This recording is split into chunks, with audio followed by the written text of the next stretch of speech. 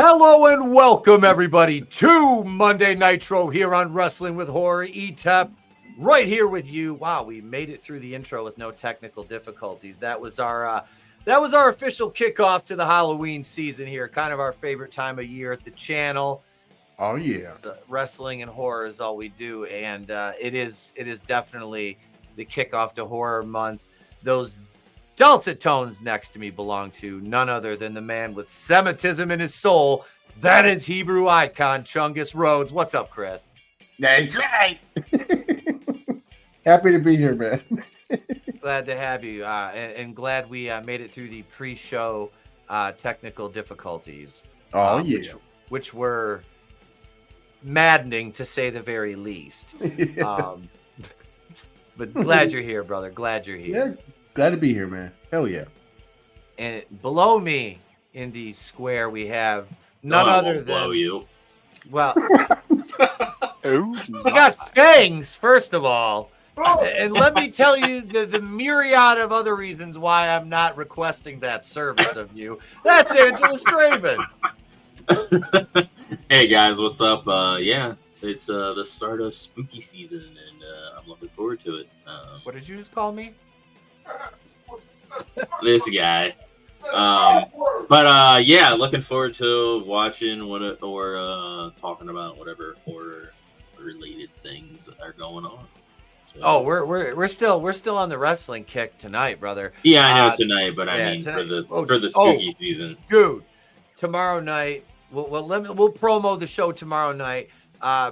Brutal Morningwood is here too. I'm used to calling him Basura Blanco now. But Brutal's here as well, man. Welcome, brother. I was told we would be kicking some horrors. Yes, we will be kicking horrors. We'll be kicking some horrors. You know, if we have a son, we can name him after me. If we have a daughter, we can name her after you. That way she can grow up to be a cocksucking hooah, just like a mother. I don't do a good Joey Pants. Sorry. I can't do a good Joey Pantoliano. Welcome, Brutal. Glad to have you, brother. Always a good time. Glad to have you, my man. Yeah, tomorrow night we're reviewing Cobweb on Tuesday Night Television, which I watched and wrote a review of last night. Yeah, not going to give away. I got a poker face. Not going to give it away. I talked to Draven a little bit about it because you watched it too. And I did. It was fantastic. I will say that right now, I was pleasantly surprised. Yes, that is what I will say. I was very pleasantly surprised, given it was made in 2023. So current year, and Anthony Starr, Homelander, is in it. Oh, nice. I didn't even fucking recognize him. It was like Superman. I recognized him immediately. Did he beat up any Spanish waitresses? He laser beamed a bunch of fucking immigrants. But no, we've got wrestling to talk about tonight, gentlemen. Yeah. Yeah. So, programming note though, Tuesday night television tomorrow. Wednesday night, folks. I don't know if you guys saw or not, but we do have the Wednesday night. The Wednesday night show is up. All the streams are set up for the week.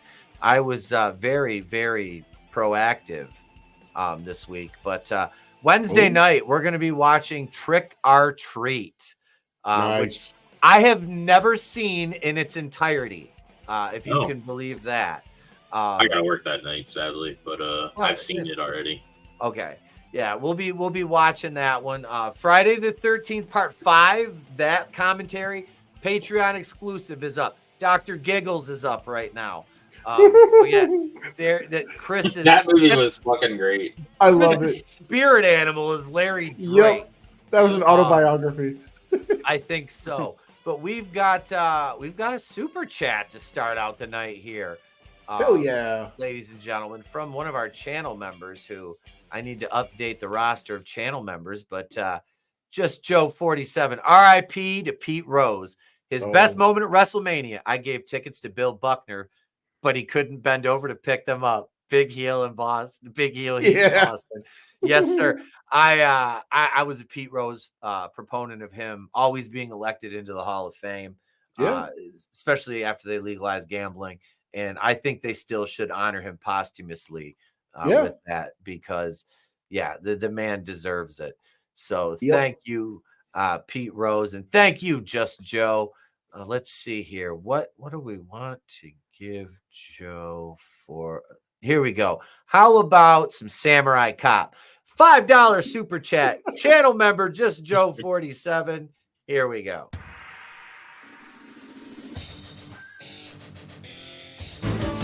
Would you like to fuck me? Bingo. I feel like somebody stuck a big club up my ass, and it hurts. I've got to figure out a way to get it out of there. They call him Samurai. He speaks fluent Japanese. What does katana mean? It means Japanese sword. Doesn't interest me. Nothing there. Nothing there? Just exactly what would interest you? Something the size of a jumbo jet? You son of a bitch! Come back here, you motherfucker! If Akamura is here, then we'll arrest him. And we'll have a solid case against the Katana Gang for hiring 4 assassins to kill a policeman. On the other hand, if it's the wrong house, then we'll apologize to the owner. God, and look what they've done to my car. Captain Roman's gonna burn my ass. Yeah, he's gonna burn it. Charcoal black. It is black. Right on. Goddamn Samurai Cop. Goddamn Samurai Cop. That movie was fucking amazing. Thank you, Just Joe 47, for your super chat, brother. We appreciate you so much. Thank you all for being here. We got 50 people watching. If you're watching on X, follow us. Come on over to YouTube. Just subscribe, smack the like button, and you can go back to X. It's just a quick click away, ladies and gentlemen of the audience watching around the world on pay-per-view.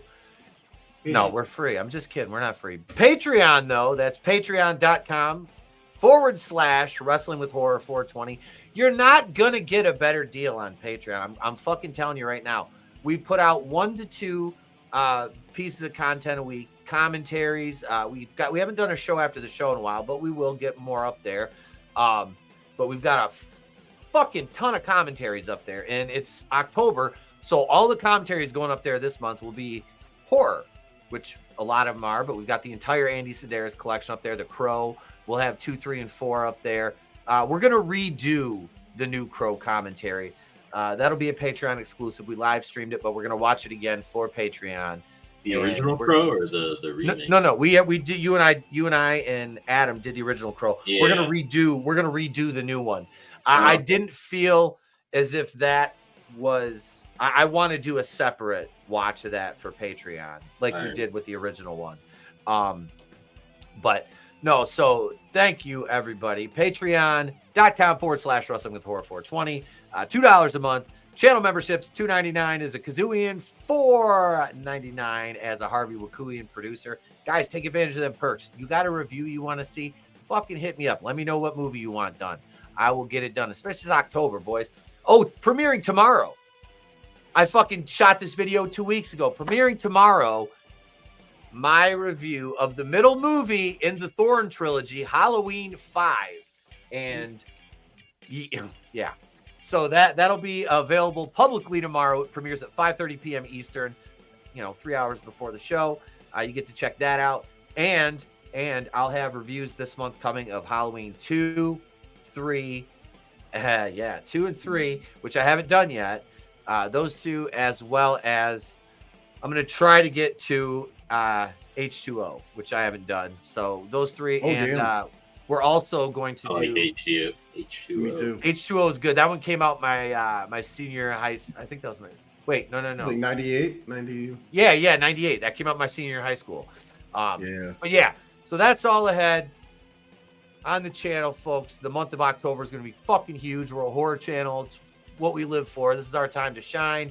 Speaking of horror, you want some great merchandise designed by my good friend of the channel, amazing independent artist, Vinnieart. We got Wrestling with Horror merch. Get your Wrestling with Horror merchandise at Wrestling with Horror on Teespring.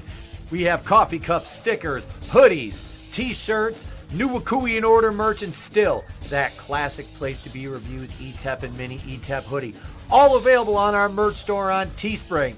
That is teespring.com/wrestling with horror. Use promo code ORDER to get 10% off for the next 30 days. Once again, that's teespring.com/wrestling with horror. Promo code EARLY to get your 10% discount on some great Wrestling with Horror merchandise.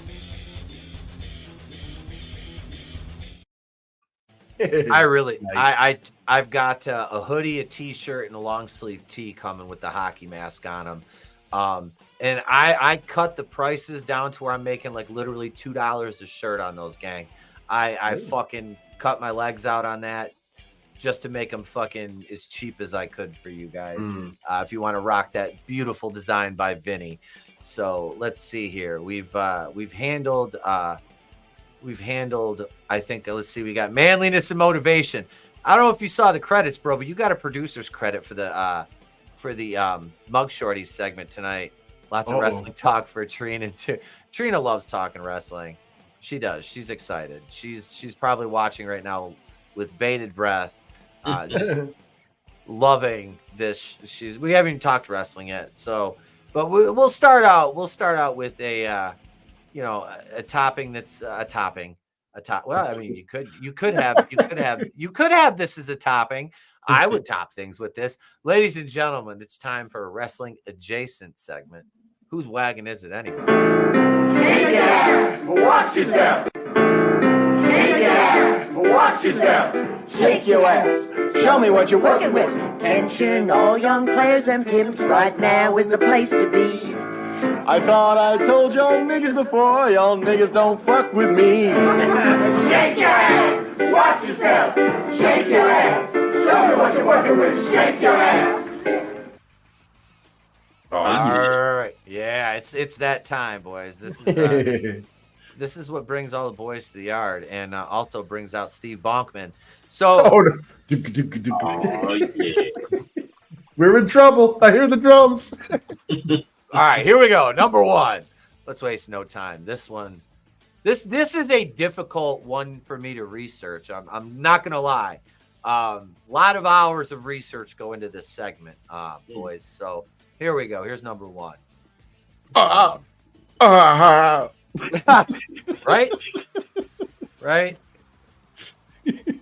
Current female wrestler. Wow. Yeah. Tony Storm. Yes, Draven. It absolutely is. And she's got Edward Scissorhands, or who is that on her? Yeah, it looks like that's Edward Scissorhands. Let me go back to this one. It's a little bit big. Yeah, that's Edward Scissorhands. Oh yeah. Juice Robinson is Juice Robinson is a lucky man. He goddamn is. All right, let's get right into number two here. I like to get right into number two. There we go. She is fitness personality, former WWE talent. And it's not Jillian Michaels? Nope. Mandy Sachs. No, we had her on already. That's right. I try not to repeat. Former, you said. Yeah, former WWE diva. Stacy Keibler. Nope, Stacy didn't have that thick of a booty, sir. Wasn't Sable? No. Tori Wilson. Yes, sir, it is Tori Wilson. Wow, bless her. Still looks fucking fantastic. Yes, she does. I mean, woof. All right. Billy Kidman again. Lucky fucking man. All right. Here we go. Here's number 3 for the evening, boys. To round them out at number 3. This is a little smaller. She's a current. She's a female wrestler. What up, Soul Assassin? How you doing, brother? Hey. How you doing? He says the vampire knows his cake. Yeah. It's a little Debbie we're looking at. He goes around sinking his teeth into stuff, so you know. Nope, not Daisy Ridley. This is another wrestler. Is this AEW or WWE? AEW. AEW. AEW. Vinny would get this one in a heartbeat. Mariah May. Nope, not Mariah. What's her face? I can hear you thinking this name, Chris. I know exactly. Britt Baker. Nope. Not no, Britt. it's the British chick. Yeah, Mariah May. It would be in the. No, the one that held the belt and never was on the whole time she had the belt. Saraya? No, the redhead. Jamie Hayter. Yes. Nope, not Jamie Hayter. Oh. Jamie's thicker than a Snicker, man. Oh wait, this isn't thick. So is this Sheeta? Nope, not Hikaru Shida. Oh, Sheeta. She's dating a wrestler. Sky Blue. Nope, we had Sky Blue a couple weeks ago. Is it? You ought to know Sky Blue's ass better than that. I know. That's not a Sky Blue. No, this I know who this is now. This is the chick that was with Jonathan Television and that whole they had that TMZ thing going. Taya Valkyrie. Nope, no, not Taya. No, it's the one with the M. She's the rapper, the female rapper. Remember, Julia Hart. Yes, no, it's Draven. Yes, it's Julia Hart. Oh, damn. It was Julia Hart. She's dating Lee Johnson. Dating Lee Johnson, yes. Lee Johnson, who's a fucking jobber. She doesn't really have a big cake, but not really, but it's not in this picture, certainly. It's kind of unflattering because she is a very gorgeous woman. She has an amazing body. She is. What's up? Let's see who else we got in the chat. That was whose wagon is it anyway? Draven was fucking tearing down the house tonight. The Oracle of OnlyFans. I got that. You guys got the other the MugShawtys things now, Pat. I'm the king of. That's because I'm a pure unbridled misogynist. My hatred of women powers me. Shalom to Hillam 29. Welcome, bro. Shalom. Welcome. I like manliness. He says, looking at the headline, I don't know if Swerve or Triple H is racist or if it's both. Well, we're good. We're about to break that down, bro. And he called Draven a selfish bottom. Oh, that sounds about right. You want your top to do all the work? Could be worse. It could be a shellfish bottom. He guessed on that last one. He said it was Jungle Boy. Oh, fuck. Shit. All right, boys. Goddamn. Oh my God. Let's thank our patrons, our brain busters, and our channel members, and then, my friends, we will get to some wrestling talk. Oh yeah.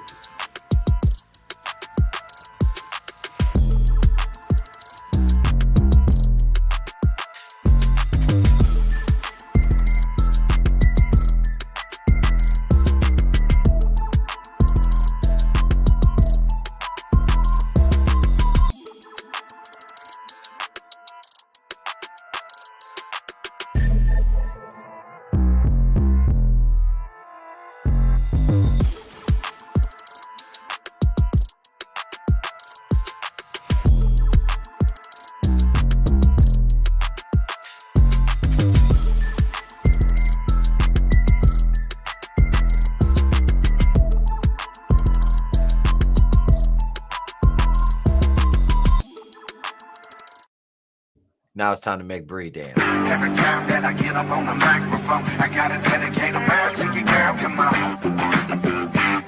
Come on.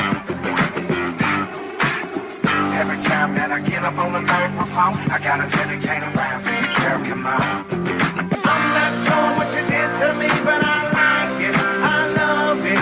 Oh, I'm not sure what you did to me, but I like it.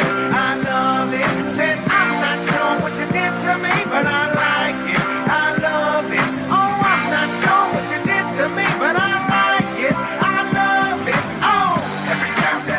On the microphone, I gotta dedicate a round to you, girl. Come on. Come on. Every time that I get up on the microphone, I gotta dedicate a round to you, girl. Come on. Swerve Strickland, folks. We'll start with Swerve. Swerve, I've been a big fan of, man. He was one of the bright spots for me watching AEW, and Swerve wants to play the fucking victim now. No, he does the identity politics like crazy. You were supposed to bring balance to the force. Yeah. Fucking Swerve. Okay, so he signed his big contract with AEW, right? He got as the kids say, he got his bag. He got his bag, as the kids are saying these days. So he's complaining. He claims WWE is complaining and saying that AEW overpaid for him just because a black person got paid handsomely. Bro, what in the ever-loving fuck are you doing?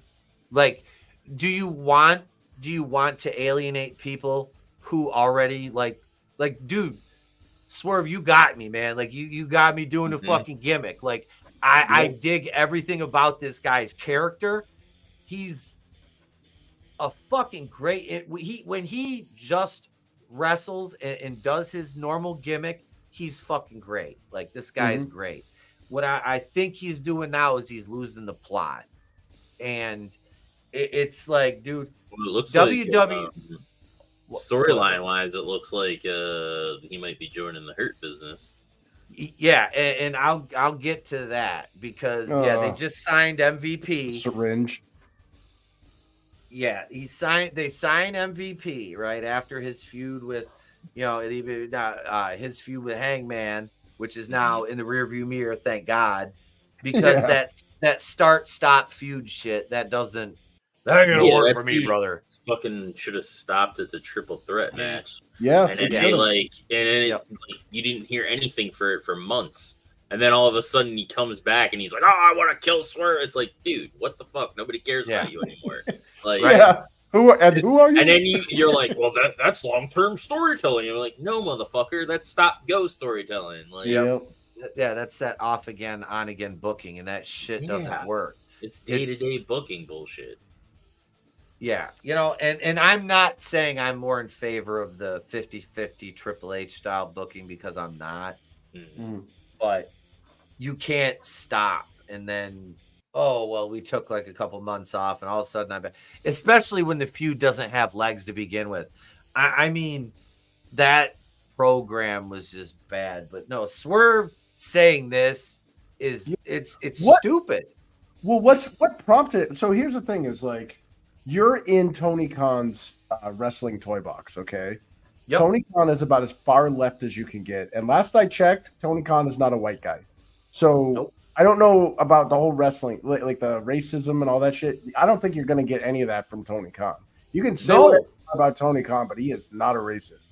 So why would Swerve, who is riding high from Tony Khan's toy box, like, why would he suddenly come out of it, like, out of nowhere and say, like, who is saying something that prompted him to say this? You know what I mean? Like, was it like a Twitter thing? Like, yeah, I know some of the IWC people are like, there hasn't been a black person on a pay-per-view in the last, 3 or 4 pay-per-views. And it's like, yeah, but they're pushing all these other people, like, that just so happen to be black. So there is no racism. They just aren't on the card.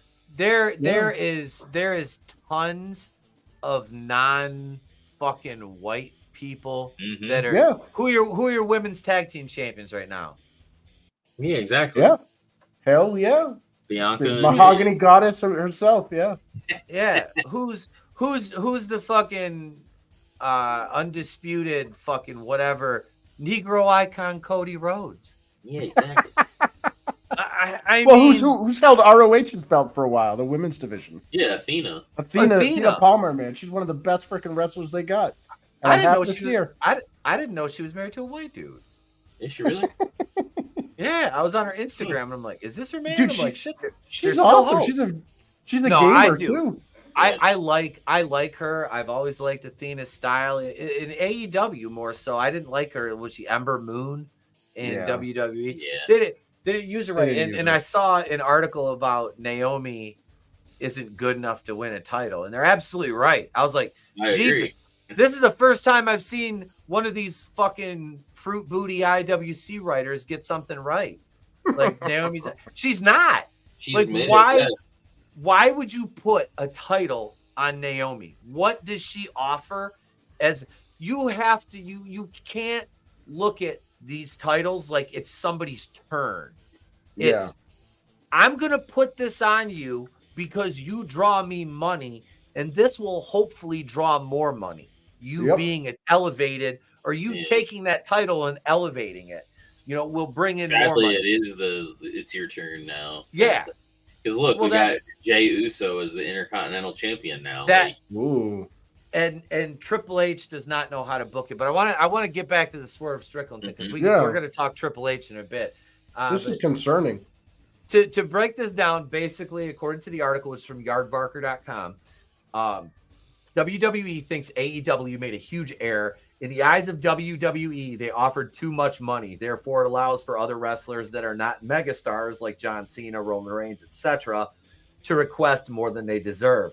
While WWE might have a point, it's really not their business. Typically in sports and entertainment, we see everyone making more money as time goes on.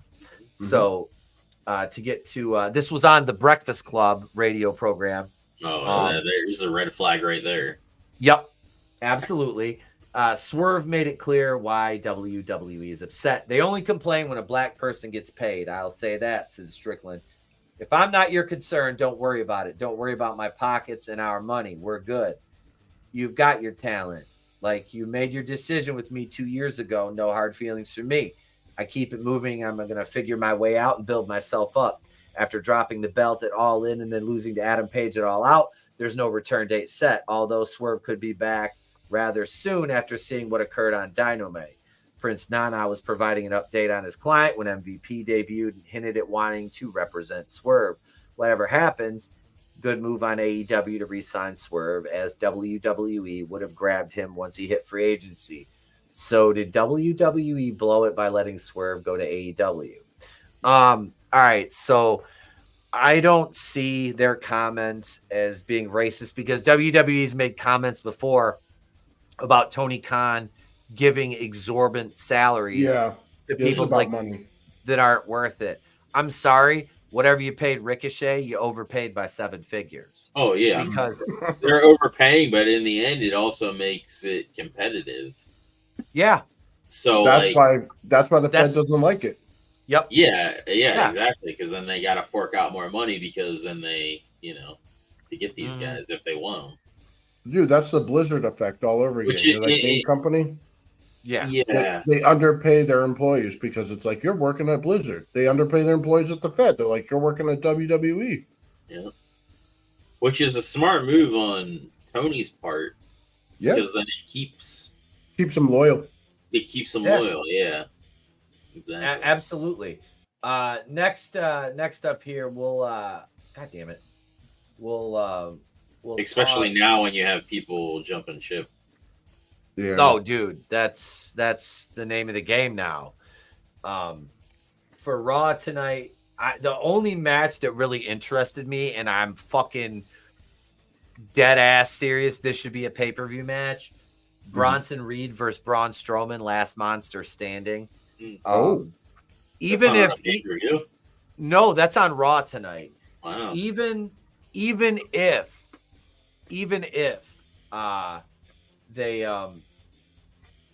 they fucking do the last man standing match on free TV, I don't know why they're giving. I don't understand why they're giving that match away. Like that's a pay-per-view match right there. Like, you can have, that's a hoss fight. And they did a fucking, their spots were one of the bright spots on Raw last week, in an abysmal show. Their shit was good. What up, bro? What up, Instant Regret? Good to see you, my man. Good to see you. Sweet. I'm rocking that logo on the back of my truck, right on the opposite side of the window from the team ratings logo, brother. That's down there. So, also on Raw, CM Punk and Drew McIntyre appear ahead of their Hell in a Cell match. Intercontinental Champion mid-card Jey Uso appears, and Kofi Kingston versus Chad Gable. And this is another thing that kills me. So, and I really went hard in the paint on this in my review of Raw last week. What the fuck happened to the Wyatt Six? Yeah, they had an amazing debut and just nothing. Yeah, why aren't they feuding with Gable anymore? They fucking won.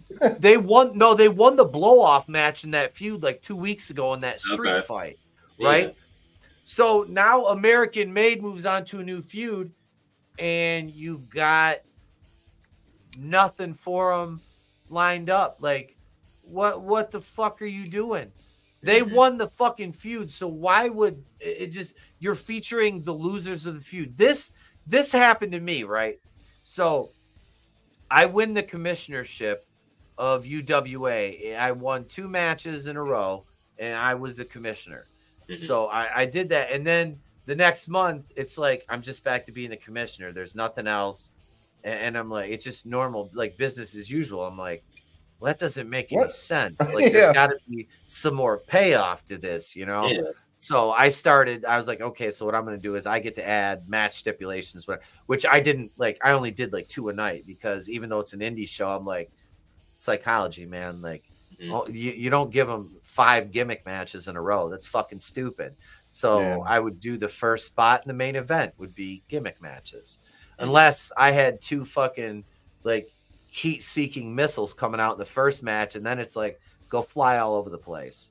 Yeah, you know, that's the way it was. It was like, fuck it, we'll do the 2 spot or the 3 spot as a gimmick match, real hot going into intermission, and then you know when they come back, hit him with a good match, and then they got a gimmick match in the main.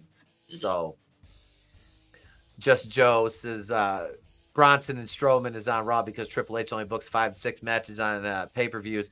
You know, that's a good and a bad thing. Like, again, there's no tag team titles on the line at the fucking pay-per-view Saturday night, which we'll be covering live right here. I got to find out the real start time. Is it 7 or is it 8? I have no idea. Because I'm not fucking starting an hour early again. Oh, for the pre-show? Yeah, fuck that. Fuck that. I don't want to cover that punk-ass pre-show. I want to start like 5 minutes early. But gets everybody up to date if they don't know what the storylines are. Listen, I don't need that shit. I watch Raw. The kid watch SmackDown. He fills me in on SmackDown, and I'm good that way. I don't have to watch SmackDown anymore. Well, we can have the pop-up Draven, you know. Dude, I'm behind right now. I'm right before the pay-per-view. I missed Collision and Rampage. The only thing I've seen is the Dynamites in between that, and then I haven't watched this past week's Dynamite. Oh, so I'm slacking. God damn it, manliness. Let's see. So it's probably 7 or 8. Yeah, I'm hoping it's like 8. Let's see here. So that's Raw. So we were talking about MVP. Mm-hmm. So we talked about this. We talked about this a little while ago, but this is to kind of bring it into the Triple H thing. When MVP, you know, made the comments about Triple H being racist,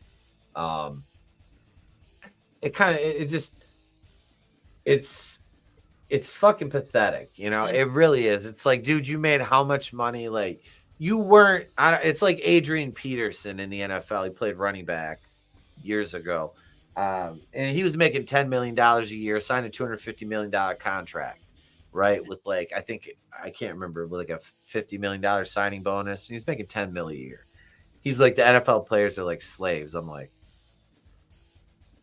what the fuck are you talking about, bro? Like, you make $10 million a year. Mm-hmm. Nobody made you play football. You could have become anything you wanted. You went to college. You chose to play professional football. You're being compensated with more money than 99.99% of the population will ever see. More money than they should be getting paid, honestly. Oh, NFL players are way overpaid, dude. Come on. Yo, that's racist.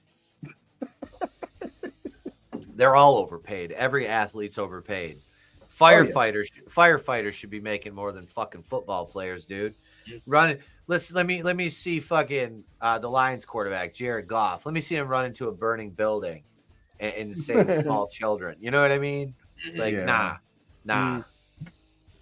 But MVP is, let's see. I think I remember him talking about all that.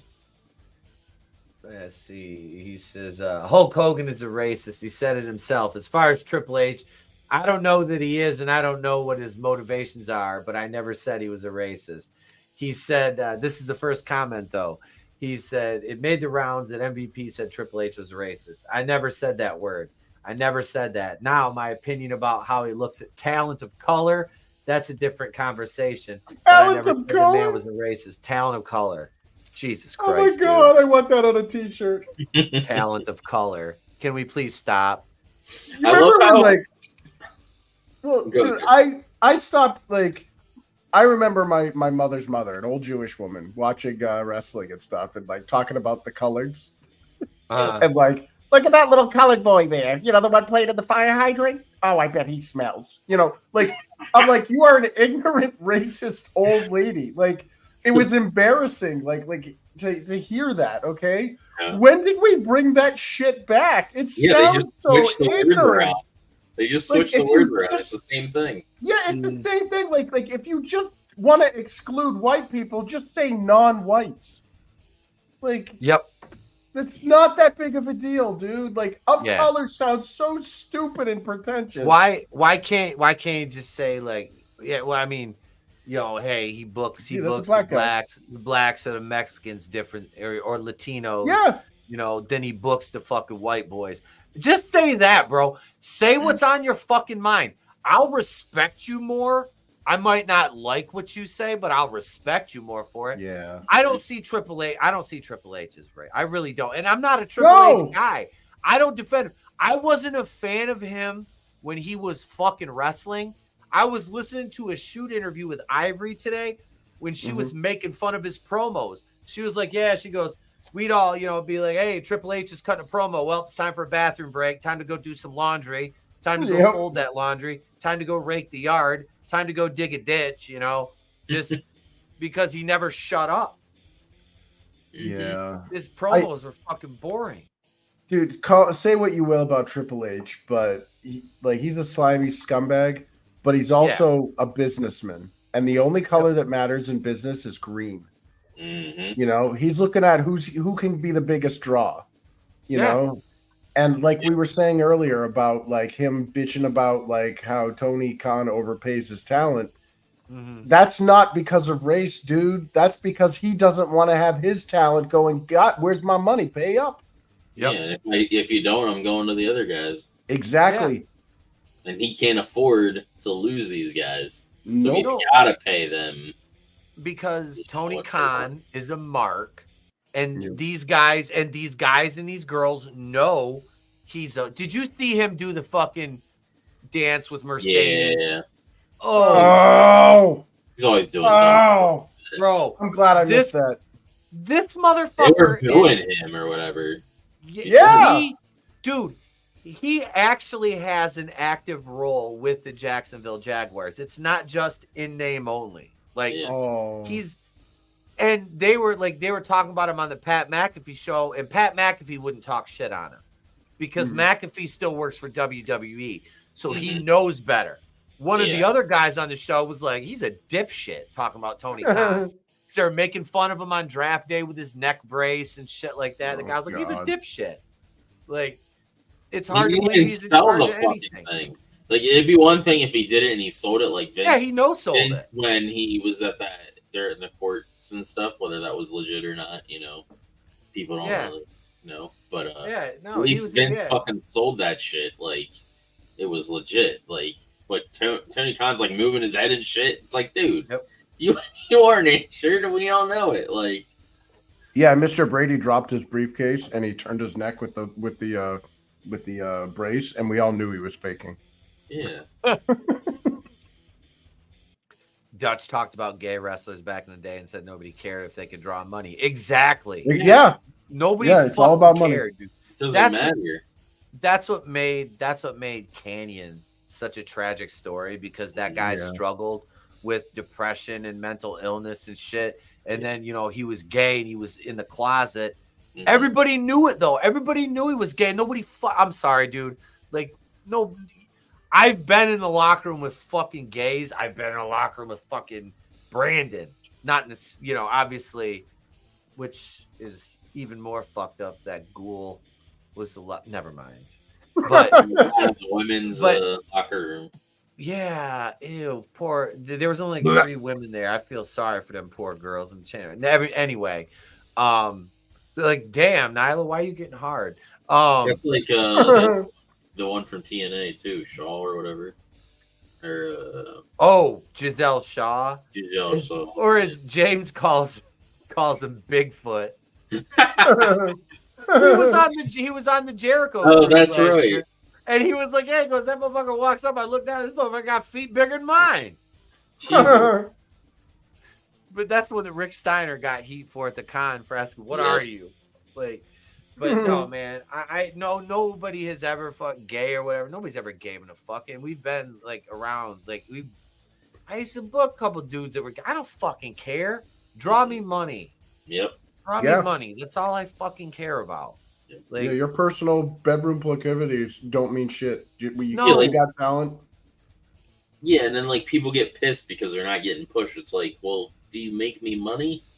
If not, that's why you're not getting pushed.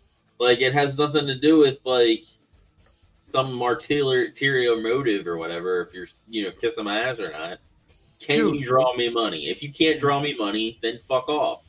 One of our biggest draws on our was a lower card guy who is this fat gay white kid who did a Michael Jackson gimmick. He came out with the fedora, the fucking loud ass like tights, a sequin vest, one glove. He'd do the fucking moonwalk and he'd fucking twirl the hat down his fucking arm and shit. Oh my God. It was fucking hilarious. Wait. Yeah, but Etep, you grabbed my crotch, or Chris did. I'd feel uncomfortable in the ring, bro. I got a handful. Anytime I threw a body slam on somebody, I was getting a handful of nutsack or grundle. So I mean, it was like just fucking shit's big, man. That's what happens. Trust me. I've had you get. It's almost like being at Pat. Never mind. Yeah, Tony Atlas says that he grabbed my pecker. Yeah, that's it. On the picture. I didn't like Pat Patterson. He grabbed my pecker. Tony Atlas is fucking hilarious. He just don't care. He don't. So we get to talk about Mercedes Mone. Wait a second. We're talking. We're talking about Mercedes Mone. So she recently discussed the differences with her character Mercedes Mone and her WWE character of Sasha Banks. First of all, I can point out a difference in being that her character of Sasha Banks was much more protected booking wise than Mercedes Mone is, because Sasha Banks didn't get put in spots with an inferior worker that couldn't carry the match and still make it look somewhat palatable, compared to Mercedes Mone, who will just go out and put on a dumpster fire for 15 minutes and then act like she fucking just, wrestled the main at Starrcade 86. And the other wrestler was the one at fault. It's like, no, motherfucker, you suck. Yeah. Yeah, she has no pop either. No. Stephanie too, she's gorgeous, dude. Yeah. Oh, absolutely. No, she's a fucking smoke show. Stephanie Vakir pretty much exposed the shit out of her in that match. Oh God, that was painful to watch because you could see it happening the whole time. Like you just like it was happening in real time. It was kind of like when Billy Starks wrestled Jade Cargill. Yep. It was that was heartbreaking to watch, dude. Yeah. Like as a Jade Cargill fan. Oh, dude. I'm right there with you, Chris. We always supported her. And it was just like wanting her to get better because it's like, yeah, girl, you've got all the aesthetics in the world. Like you are built like a fucking goddess. You look like an action figure, but my God, your work is just painful to watch. Yeah. This newbie comes in and just freaking works circles around her. Mm-hmm. The Fed always throws shade at AEW and that her training over there.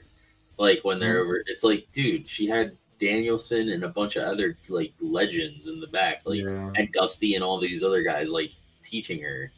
Dude, it's not them. It's not the training that she was given. It's her.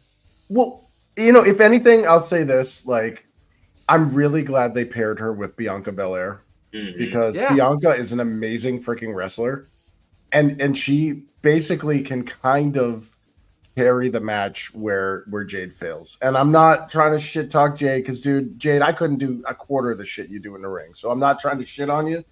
But, dude, Bianca is 1,000 times better the wrestler than Jade is. And, I'm saying that as a Jade fan. Oh, dude, I love Bianca certain aspects, but it's just her. If she would turn heel, it would work so much better. Just look at the entrances, like in comparison. Like look at Bianca's entrance compared to Jade's entrance, and how one looks like a professional, like a gimmick and a thing, and Jade's is just like nothing. Well, here I am. Yeah. Well, Jade's is fucking she's just everything. The presentation is just, she looks like a fucking $1 million. She looks great, but her entrance is shit. I like her entrance better than Bianca's. I don't like the flinging of the hair whip and then the hopping on one foot. Like, I get it. It's part of the gimmick, but I'm not a fan of that either, but it's like a package. Like it's a whole, that entrance is like a whole package. I feel like she needs something else for her entrance. She should do lightning bolts, dude. She should fucking storm. Lean into that. She holds her arms out like she's got arcs of electricity shooting out. Either add that shit in with your shitty CGI thing or get some freaking house practical effects. But whatever it is, sell that she's a goddess because goddamn, she looks like one. Yeah, see, I like Jade's intro. I love the lights and everything for her. And you get that silhouette and then just that statuesque Themyscirian figure of hers. Yeah. Is just, she is a unit. Like that woman is an absolute fucking goddess. And I just, putting her with Bianca was great, but it's like they book Bianca like the female John Cena.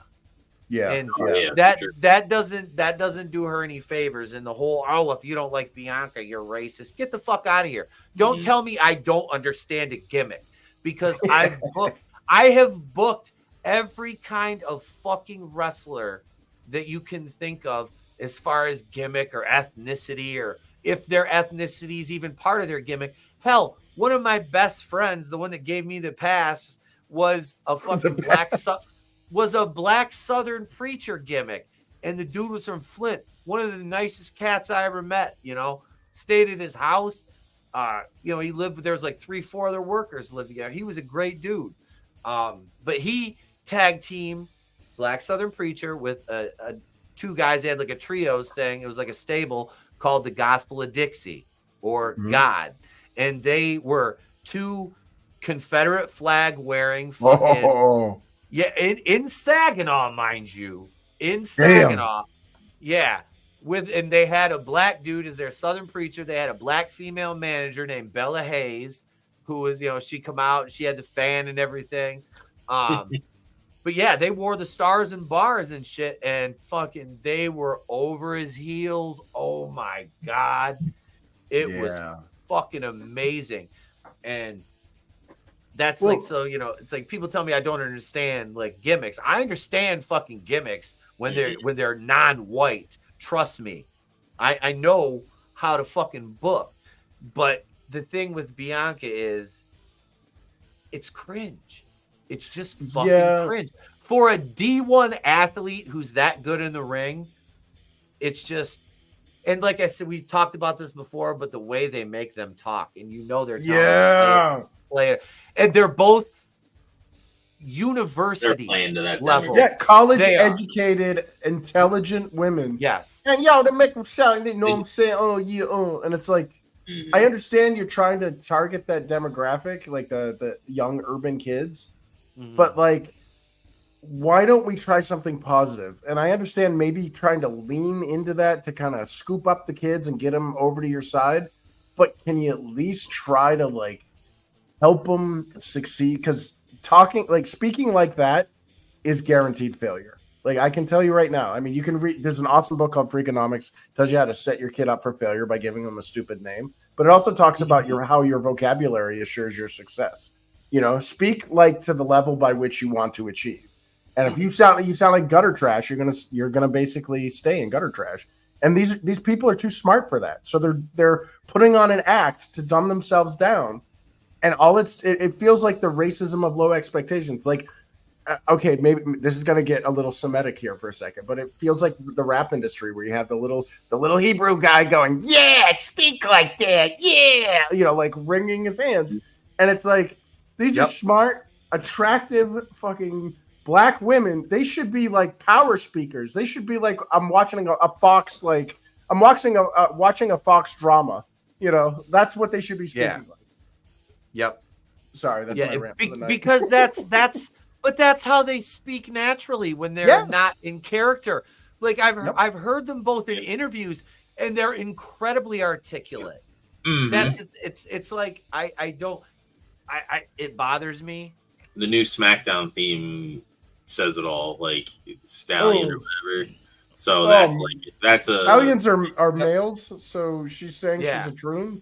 So they're catering to that demographic. The ghetto fabulous. Yep. I don't. It's. And isn't SmackDown on the CW, which used to be UPN? No. SmackDown's on Fox. Oh, okay, never mind. I was gonna say if SmackDown was on UPN, it would make sense. We really got UPN. Well, it's the WB. Yeah. No, we really we got to stop with this subculture stuff and welcome everybody into the fold of American culture. I don't like this idea that we're all little separate, oh, well, I'm part of black group, so I sound, you know what I'm saying? Yeah, that's the way we talk. It's like, no, dude, you're scaring away potential allies, potential friends, potential neighbors. Don't segregate yourself. Don't finish what the freaking Democrats did to you back in the 60s. LBJ, man, that piece of shit.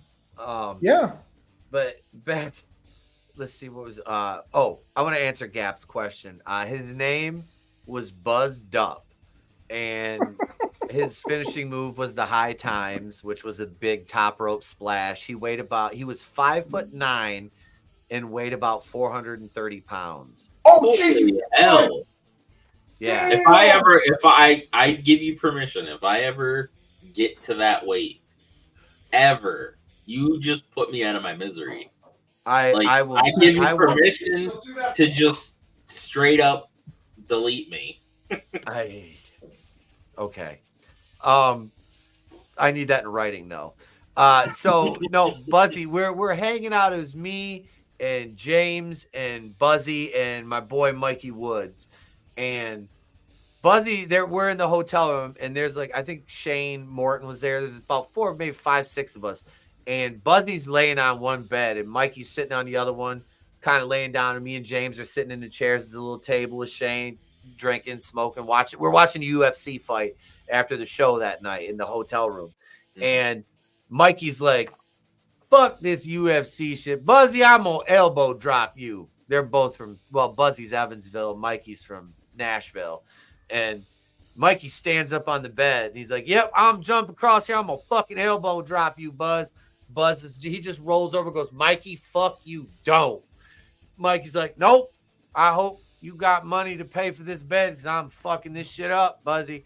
And Buzzy's like, Mikey, I'm serious, don't. And by the time he had that out of his mouth, Mikey was in the air like this, and he fucking elbow drops Buzzy, and Mikey bounces off and fucking does a header and just lands on the fucking floor, smacks his feet into the wall, and he's like, God damn, I'm glad I'm missing the toe on that foot, or that would have fucking hurt.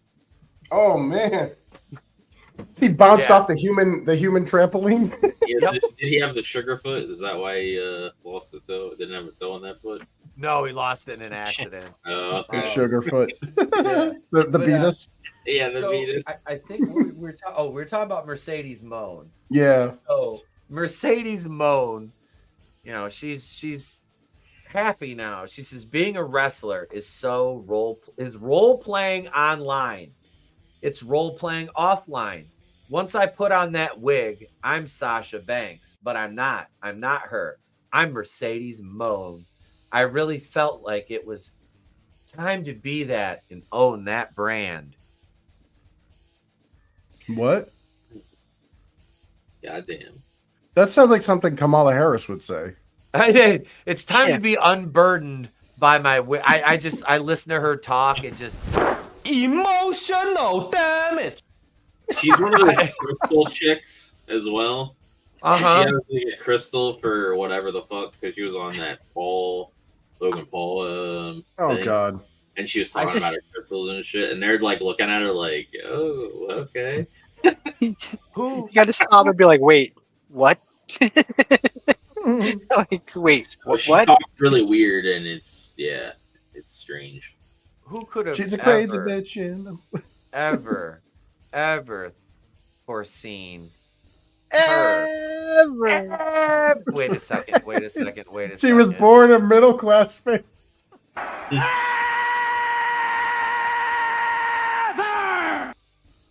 Yeah, there it is. That's the one. Yeah. Hang on, She's I'm born in looking, middle class family. That's why she's. I'm looking for the meme. I gotta scroll back on my Instagram. Jesus, was it this long ago? What meme? Oh, it's a Mercedes. It's for the Mercedes Mone thing. Here it is, right here. And this may or may not be a true story, but I shared this on Instagram. 2021, when you're trying to smash one of those crystal loving chicks, you pretend to be into the weird shit too. That may or may not have been me at one point. Oh my god. Well, I have an amethyst quartz necklace to ward off the evil spirit. That's right. Yep. Look, I may or may not have said to this girl at one point, like, hey, you know, my chakras are all online. She's like, my third eye's open. Next thing you know, I had that lotus flower in the palm of my hand. I don't know. The old. He was open to that third eye, all right. Yeah. Right? Drilling it like an oil derrick. I was like, you can call me J.R. Ewing, darling, because I'm going to drill, baby, drill. Oh, jeez. You never go full Ricky Bobby. I don't know what to do with my hands. Was her third eye brown? I wish you would step back from that ledge, my friend. Don't you make my brown eyes blue. Or black and blue, as it were. Oh my god. Sasha was a legit boss. Now Mercedes, she leveled up. She is the CEO of her own life. She is the CEO of the women's division, and she is the best in the game. It's toxic positivity where they're like in denial of their own. Mercedes, hang on. I will send you to Jesus. Can we have a fact check on that? Can we have a fact check? Yeah, can we? Was her third eye prolapse? It was before or after. It might have been lapsed amateurly. I don't know if it was prolapsed or amateur. Amateur lapsed? Yeah. She's the best in the game. She won't let anybody tell her no. With Sasha Banks, I was told what to do. I was told what to say. I was told where to be. And now, really, I get to be the CEO of my own life and let people know where I want to be. Jesus fucking Christ. Yeah. Does she not understand this is a work? Yeah, I don't think she does. I think she's like trying to convince herself. She's like laughing and then starts crying. This is fucking, yeah, she's the one that's like drinking the wine with her mascara running down her face with just crying. Or one hand is like a thing of like fried rice. She's just pouring in her mouth as she's drinking wine and crying ugly and blowing snot bubbles at the same time. I'm fine. Everything is fine. Huddled on the couch with the blankie. Wiping her nose with her fucking wigs and it's that weird leopard spotted shit. That's how that one got green. No, in all honesty, WWE controlled her and they protected her from looking as bad as AEW has allowed her to look. Her having this freedom has exposed how not talented she is. Much like somebody else we see being inept everywhere they go that we won't talk about because we're not talking politics, we're talking wrestling. Well, it sucked. I watched her like it'd be one thing if it was like Jade, where Jade's got the presence, she's even got pretty good mic work, but she just sucks in the ring.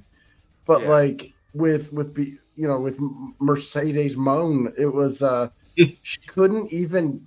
Like I watched a video where she was like on a balcony and she was like trying to rev up a crowd and she's like, "Woo, yeah!" It says something and like the crowd gave like zero reaction to her. Yep. It was like that Adam Sandler skit, like "You suck," the cheerleaders like, "I'm not cheering." It's like, so we're sorry. They're indifferent at this point with her. Yeah, which is the worst thing you could be. Yep. That's the only one that pops in the crowd. They just, "You suck." Yeah. There's like a shoe flies out of the audience and hits her. Yeah. Chin up, tits out. Watch out for the shoe. Well, it's like, look at her compared to like Dom. Yeah, oh, absolutely. That's got hell of a heat, dude. That's a fair comparison. I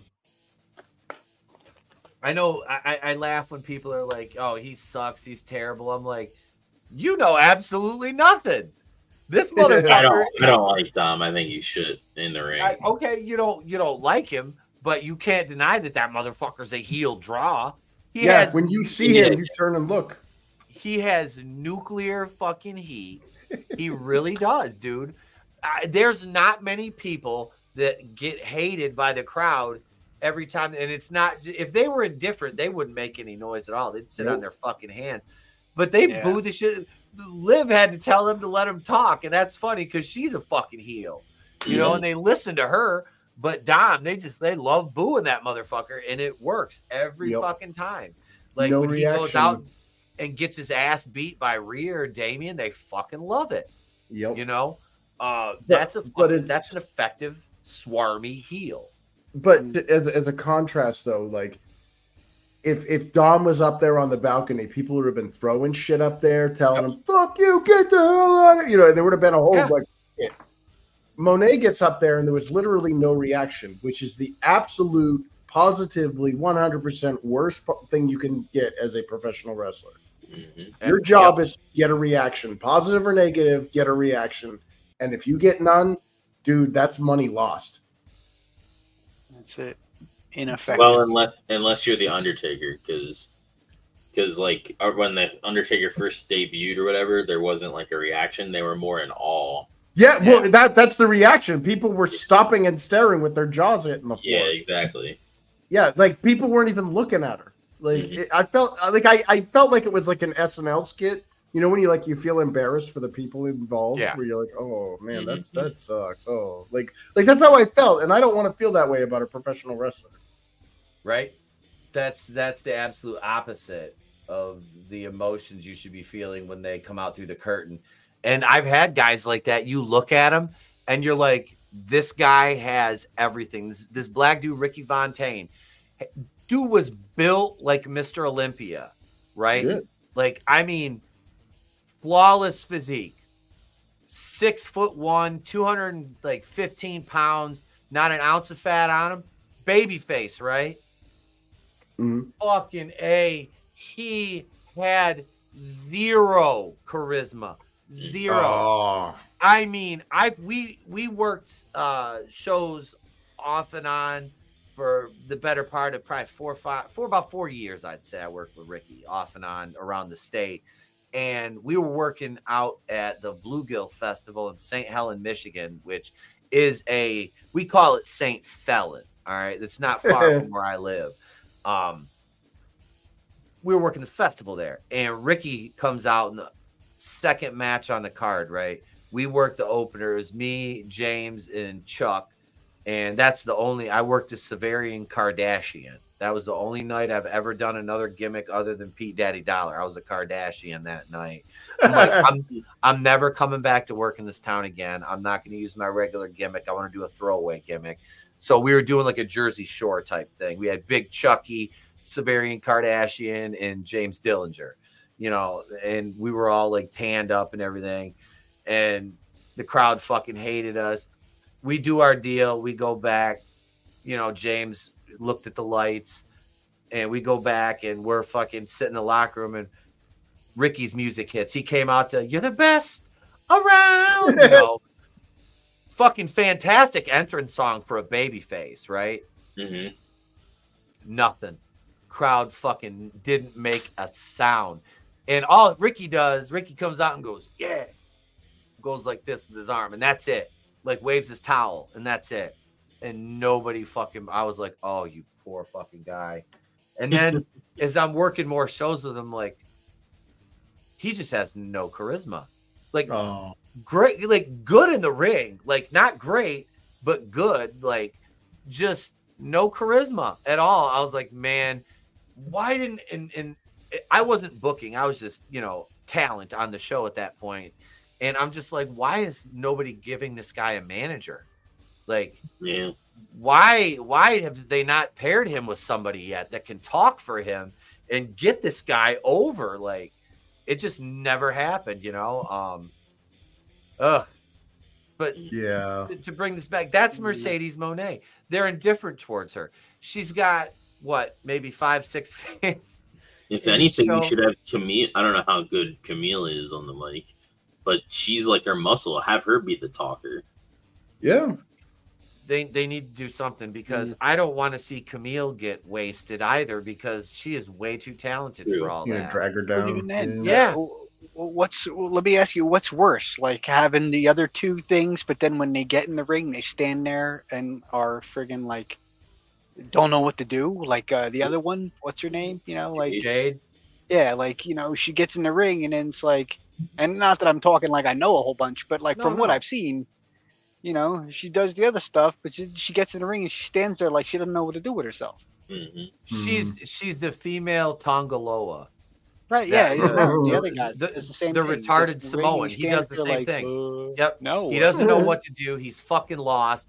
Yeah. Jade is competent, but she doesn't have the natural ability to adapt to a situation when she can't remember the preset moves, the double team moves that they're going to do. You could see it. She was doing her fucking pose, and Bianca's like on the other side of the ring going like, let's go. Like, what are we doing here? Grab her fucking legs so I can hit the fucking spot, and we can do your pose after you do the double. Yeah. And it's just like, trust me, I don't mind seeing Jade hit a double bicep ever. But I'm like, girl, save that shit. You can't forsake a spot to fucking play to the crowd when your partner is ready for move, and she's got to wait. The girl on the mat's got to wait. Now the suspension of disbelief is hurt. And Mercedes, there's no suspension of disbelief with her because she's so small. She's tiny. She's not her finisher, the one where she puts the bitch on her back or whatever that is. I don't know. That finisher is terrible. She's never once made that look good since she's been in AEW. It's all been sloppy too. Absolutely. Her Rings of Saturn or whatever. No, does she use that? The bank statement, that's kind of like is that kind of the Rings of Saturn? Or is that's kind of like Britt Baker's? Britt's is like the Rings of Saturn with a mandible claw. But Mercedes, whatever, she's not good. Like there's no way this run will be looked back at more successfully. I didn't even like her in WWE. I have never liked this woman. I thought she was I liked your costumes and shit that you would do. Like but that was it. Sailor Moon and shit like that. And yeah, once she got in the ring, it's hot. yeah, like I said, I'm not taking anything. I'm sure she, she is. She's gorgeous. I would say she's a sweetheart, but I don't think so. I don't think this one's nice. I really don't. I think she kind of like has that where the gimmick and real life kind of run together. I might be wrong. I might be completely wrong, but that's just from interviews because she tries to stay in character. But it always comes across as fucking absolute cringe. So every time she talks in interviews, it seems fake. It sounds fake. Yeah, that's what I'm saying. It's like forced or whatever. Like at Media Scrum when she first came back. Oh, I love just like this. I love AEW. It's the best place. It's like, dude, you haven't even been here for a cup of coffee yet. No. And it just was so cringe and like forced. Like, just say what's on your mind, like, you know what I mean? Absolutely. No, it's fucking ridiculous, man. She's like I said, she's just if her booking up to your forehead and use it to channel your inner whatever. I don't know. Yeah, change your energies or some shit, darling. Mm-hmm. Last piece of wrestling business here is Kill Switch Luchasaurus. Austin here was hospitalized. He's on oxygen as he's recovering from a double pneumonia right now. Damn, dude. I know we clown on this guy a lot, but I sincerely hope he gets better very soon and gets out of the hospital. I wouldn't wish that upon anybody. One of my friends, her sister, kind of went through this after COVID. She was on oxygen and she's only like 30, for a while because of and then because she got a double pneumonia. It wasn't COVID. It was the double pneumonia that gave her she had to use oxygen, but yeah, she's fine now. It took a while, but I hope Austin recovers and he's and even then, fine. The only complaint with that guy is the same. They don't let him do anything. No, you got this monster, but he just stands there and he's under the other guy's heel, and they could have done a Wardlow versus Luchasaurus, dude. That would have been epic. Wardlow's out with a knee injury that could be career-ending. Yep. Yeah. Wardlow is possibly never going to come back. I'm waiting for the day when he gets enough of Christian's stuff and takes him by the face and throws him in the fourth row. The problem is we saw Luchasaurus or Killswitch or whatever. We saw him do an extended wrestling. Honestly, treat him like a monster. Treat him like, why isn't Satnam Singh doing more stuff? Is he hurt too? Yeah. No, they just use him every now and then. Basically, he's in a position where, like, if he wants to wrestle you, he can, and if not, dude. So professional wrestling. Correct me if I'm wrong. Didn't it start off from Carnival and like sideshow stuff? Yeah. You have these people that are larger than life, and this doesn't last forever. I'm sorry, but when you're on the juice, dude, that you're on borrowed time. Just ask Batista. But like. When the iron is hot, you strike. You get these guys, you get them young enough so that if they do something stupid, they're not going to be out forever. But like, teach them up, get them out there, get them in the ring, and make people afraid of them. And we're not getting that anymore. You got Luchasaurus, and he's like this jacked dude in a fucking cool ass outfit, and you don't do anything with him. Yeah. Like, congratulations, you're Paper Tiger. No, you declawed it. Nobody gives a shit anymore. All right. I will say Christian recently gave him praise for helping him when the he actually acknowledged his worth or whatever for once. Dude, have a storyline. Have a storyline where Killswitch is just he's had enough. He's done with it, and like the commentators are like terrified. They're like, dude, this is not part of the show, whatever. And Luchasaurus or Killswitch just fucking like rips it like Christian and like that 18-year-old kid and his Nick hot Wayne. mom. And anybody else, right? And anybody else that gets in his way, right? Yeah, people are trying to intervene. He's fucking security up. They end up getting an ambulance in there, and they like, they do the legit, like put him on the thing, put some fake blood. I don't care, and just be like, oh my god, this guy is a monster. He's uncaged. what the hell are we gonna do? And he storms off, and the commentator's like, "Oh my god, I'm glad he left the building." Right. I don't Or think have they ever done at least where Christian like sicks them on people? Yeah, yeah. They did that with Jungle Boy. Right, Because like okay, Jungle Boy used at to least be they're his doing something right. But like, I would say they tag together. Him and Yeah, Jungle Boy. you could still have them team back up, and have him be Jack Perry's muscle. The enforcer, yeah. Yeah, because like you said, like he'd go on a murder spree basically. Yeah. And then the only one that can tame him is Jungle Boy. Yeah, that'll work. That would make Jack Perry cool. Before. Yeah, there you go. There's a story right there, guys. They do Smack, something too, right? Because that's the thing is when you have a gimmick where you cannot talk, you have to show. You know, you don't have. Not everybody's got the privilege of being able to like wax poetic like Roddy Piper or have like the amazing like basically like MJF right now is the top of his game. Like that right there. Like, not everybody can do that. So instead, you got this jacked out of his tree dude with a scary ass costume. Get him to wreck shit. Get him to throw somebody out of the ring into the crowd. You know, oh my god, he's dead, or you know, he's in a coma. Oh shit! Like this is a soap opera. Play up to that shit. Much like Jason, Friday the 13th. Dude didn't say a word. He just showed up, did the do, you know, terrified onslaught, and then disappeared. And then you got Jack Perry that comes in and like they got security there. They got guys with tasers. The tasers aren't working, you know, whatever. And then you got Jack Perry that comes in and does the little freaking kill switch whisperer. Bam, you got yourself a tag team now. The Chris Pratt with the Raptors thing, right? Yep. Yeah, they need to stop doing this will he, won't he bullshit. Like, yeah, right. It's like, okay, we get it. He, you know, he might turn on him. Like, pull the trigger. Like, you've let it ride out enough that you've done like 3 or 4 of these will he, won't he bullshit. Now the pot has boiled over. Now it's time to fucking pull the trigger on it. Yeah, shit. Well, off the pot, basically. That's the Make it problem, scary. though.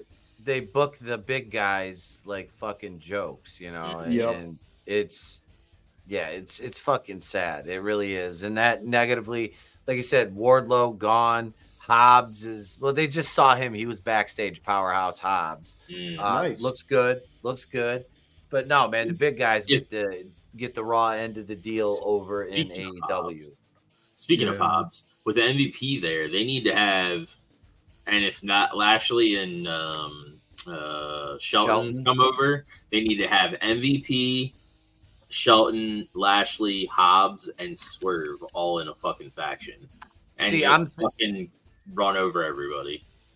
I'm thinking they sign Lashley. I don't know if they'll get Shelton or not. I've always been a huge Shelton Benjamin fan. Since day one. I didn't like the Shelton Benjamin's mama. I didn't like the gold standard shit in ECW. I thought that was fucking whack. But the gold standard at least was a little less insulting than him coming to the ring with his mama, which was like some dude in like a Big Mama's house, Martin Lawrence fat suit. You know, that was I never seen that. I just remember when he was with Team Angle. That was all right. Him and Charlie Haas, the world's greatest tag team. Mm-hmm. That was good.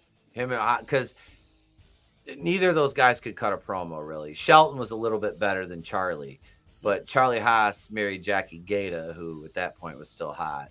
But it was funny. I was laughing about the Triple H thing. I did that video about Ryback talking about Triple H and Celeste Bonin, aka Caitlyn.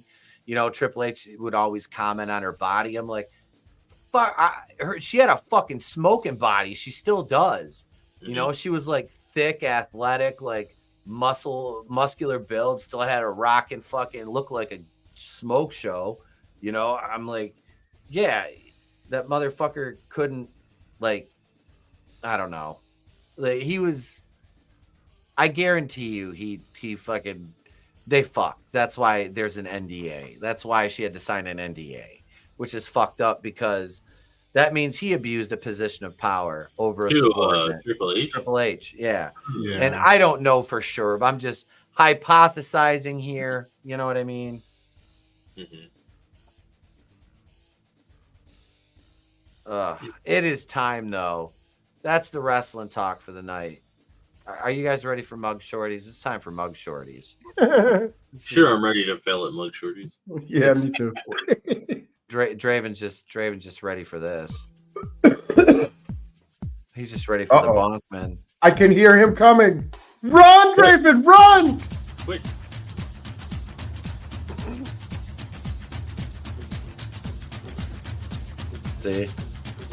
See, that music means it's fucking MugShawtys time.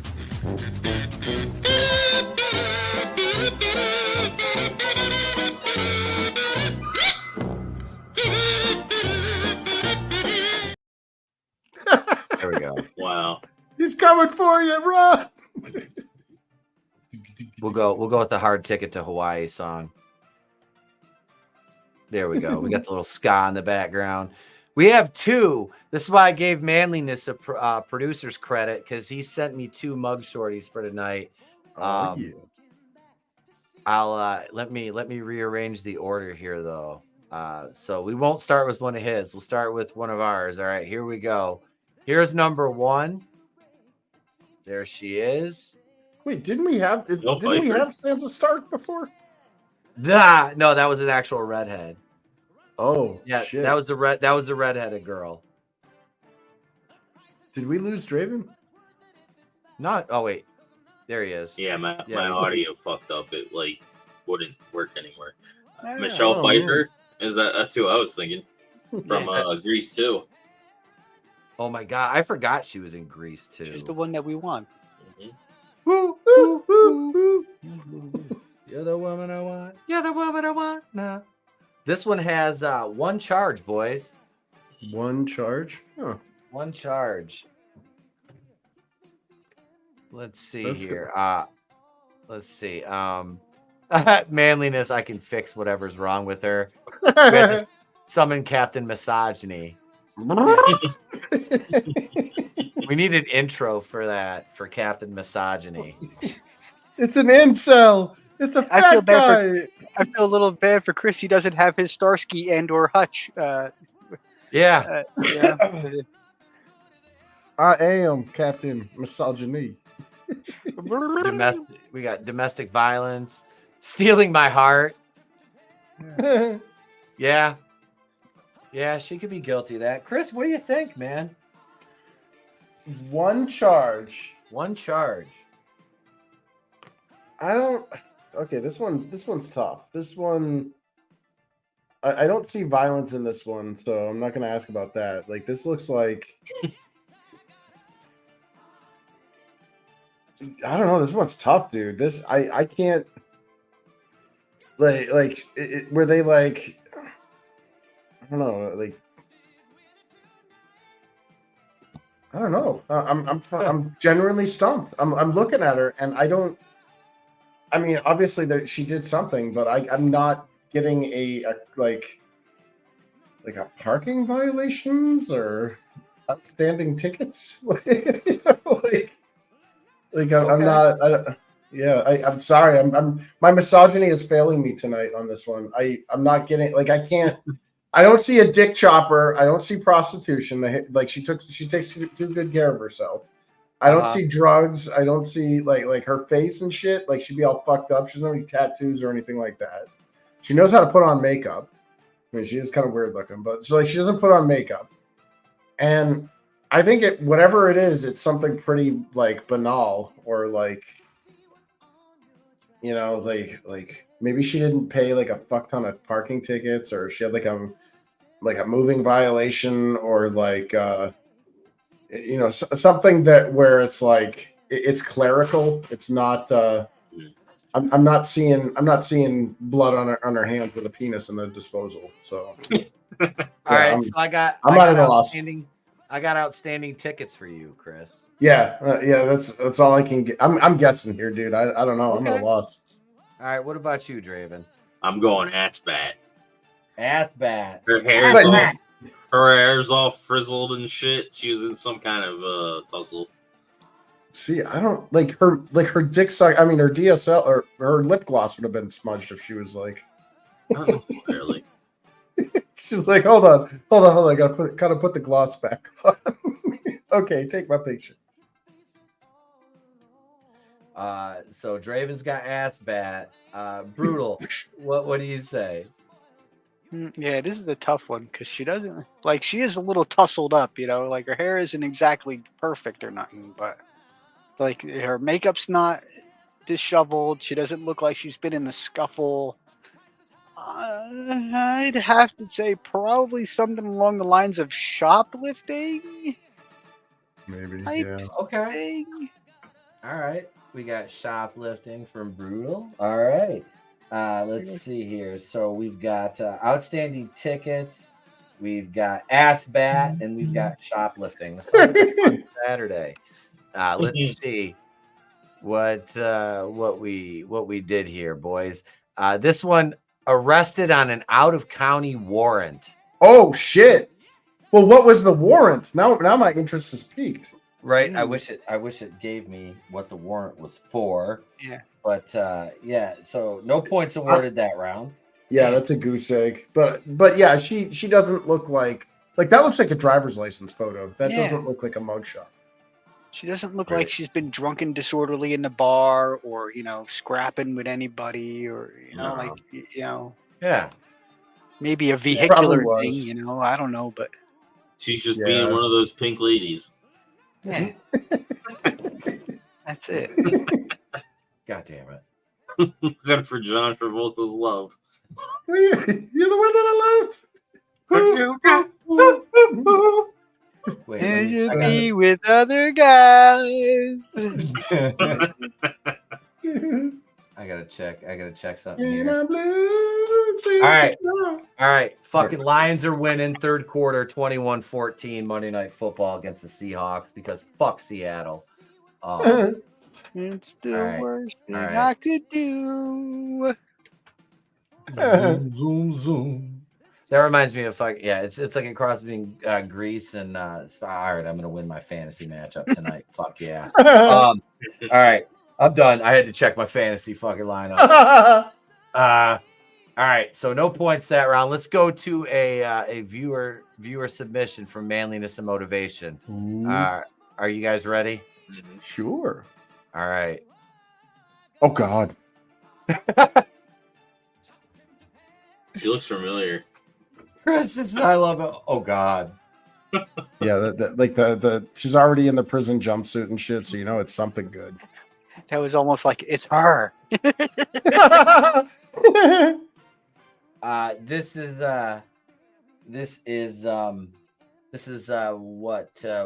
one charge. One charge. This is one charge. Oh my God, Godzillionaire. Jodie Foster's fallen on hard times. Manly, this is January 6th charges. Oh no. Jeez.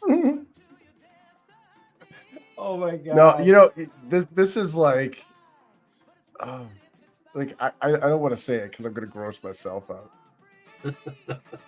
Oh no. This is like one of those she's like a married housewife, and she's the one that her kid brings home somebody, like Billy or whatever. It'd be like, hey Billy, who's your friend? No. It spreads open her 40-year-old clam. It looks like a dwarf in a leg lock there. What do you think to come over here and stay after school and have some extracurricular stuff? You know what I'm saying? He's like, Mom, I don't ever want to go over to Billy's house anymore. Why? His mom stuck her vagina on my head. Oh jeez, that's hilarious. That. Those are sexual predator eyes. That's all I'm saying. So, I don't know. I'm just gonna write kid fucking. Yeah. That is a PDF right there. So she fucked one of his friends. Yeah, Draven, I don't know. Oh, sorry, Chris. I think she traumatized one of her son's friends, and I think that I think she traumatized me.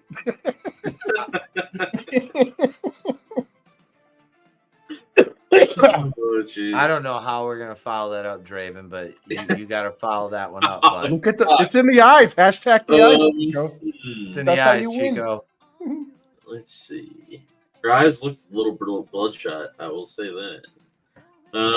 I guess. She's undressing you with them. Oh, I feel dirty.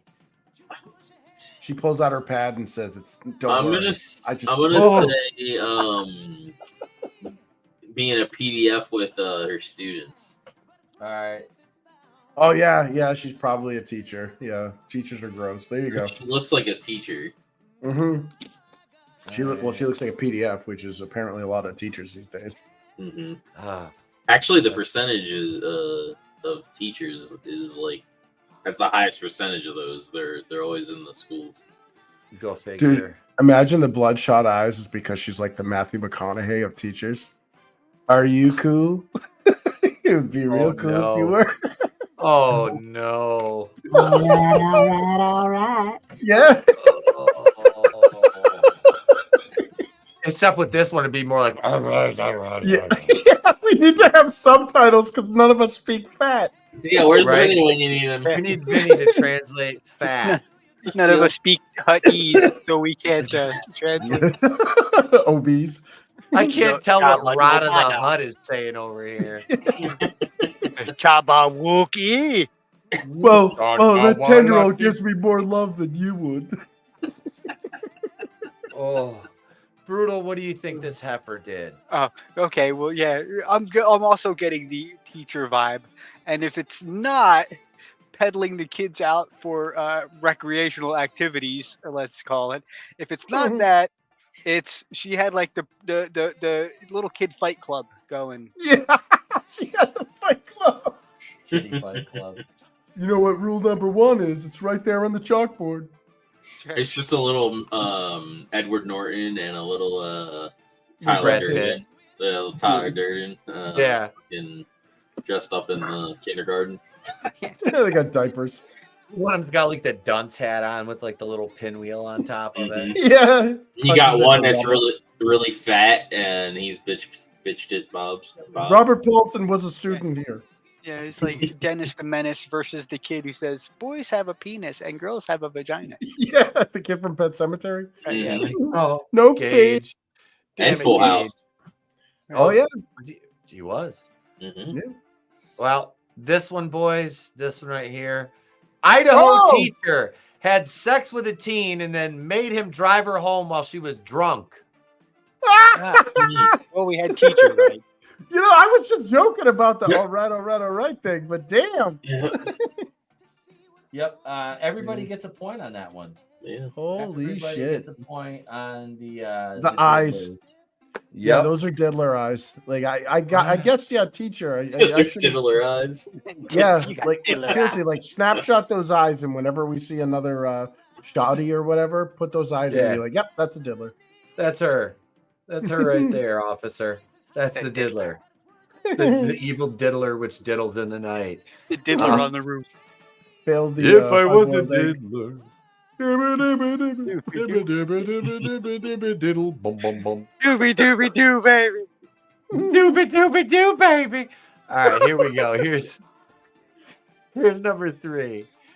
Oh no! Oh God, no! Is it Rose from fucking Doctor Who? No, all I can hear is fucking Sting. Have you ever seen fucking Wedding Crashers? Yes. Do you remember that redheaded chick where she's like, "You better not run from me, cause I will find you." Yeah. Yep. All I hear is blim, blim, blim, blim, blim, blim. Every breath you take, every move you make, I will eat the shit out of your dumpster. Oh my God. Those eyes. Oh God, those are not those are not PDF eyes. Those are the hunter's eyes, dude. That is a chick that is on the hunt. I'm gonna gut you like a fish eyes. Yeah, you changed your address 16 times and have moved to different countries, and I still found you. Yeah, she's the hunter. Oh, jeez. She's the hunter. Watch me be like way off. Watch it be like she's freaking drug, like LSD, because those eyes are also tripping balls off eyes. But like that looks like a hunter. Like that looks like she's still thinking about the person or the target that she's hunting while she's getting the mugshot. Like all she hears is the muffled voices of the people talking to her, but in her mind, she's still solitarily thinking of the person that she is hunting. Mm-hmm. So are you calling this one a stalker, Chris? Oh my god, dude, yeah. Like I have seen stalkers before, and that chick is if that's not a stalker, that chick has got some serious LSD issues. Her eyes are dead as fuck, but I can't get past those lips. Oh yeah, I'd like to get past those lips. I think I'm in love. It ain't love, baby. It's lust. I'm gonna play this on my damn self. Shit, I can't even fucking play this one. This motherfucker got me fucked up. This motherfucker. Yeah, those things will fucking peel your fucking ears back.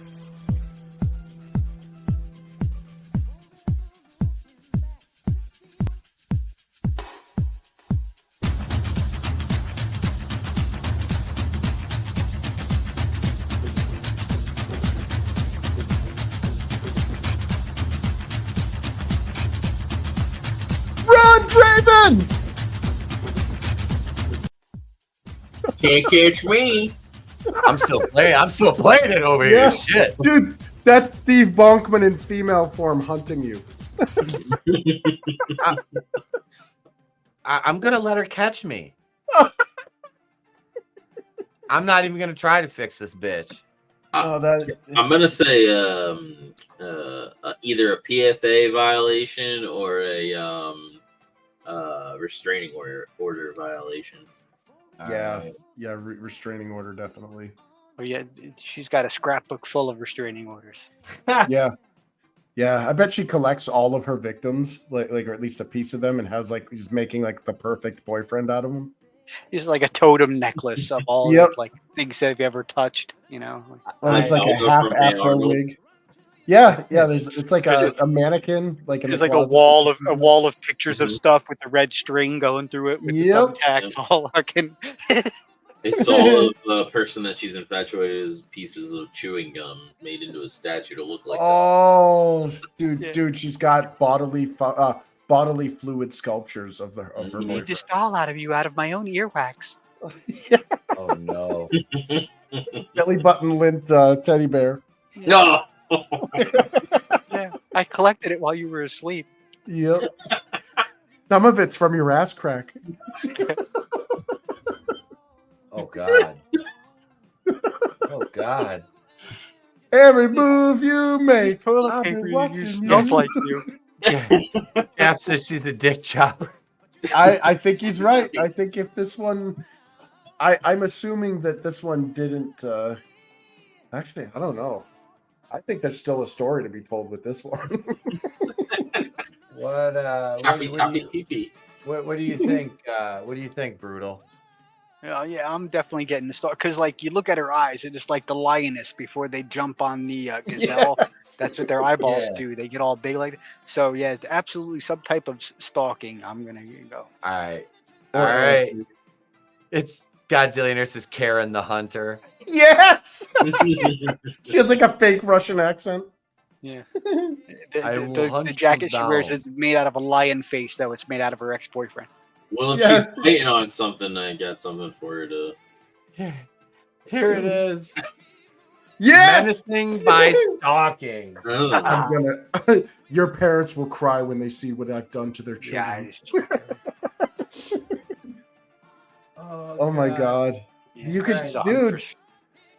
Yeah, my misogyny did not fail me on this one. That was definitely a stalker of some sort. Like I've had non-exes that looked like this. How fucked up is that? Like I never even dated them, and they stalked me like that.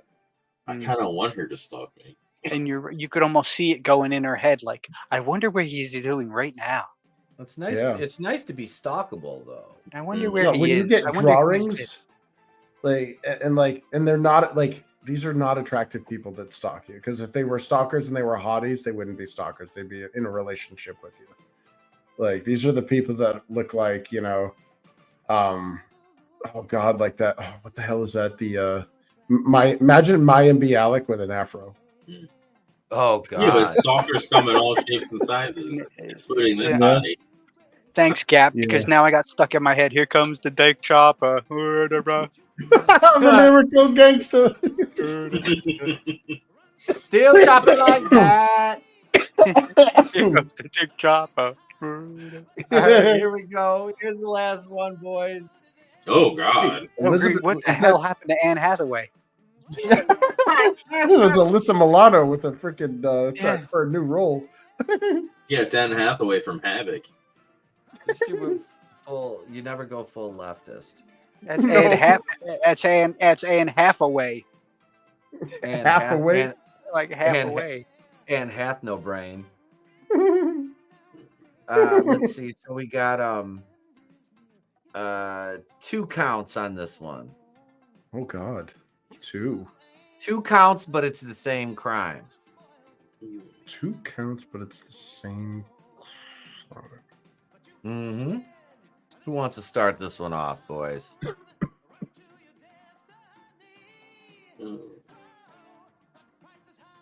Oh, geez. Okay. Go ahead, Brutal. 2 counts. Vehicular manslaughter and assault with a deadly weapon. All right. Okay, Draven.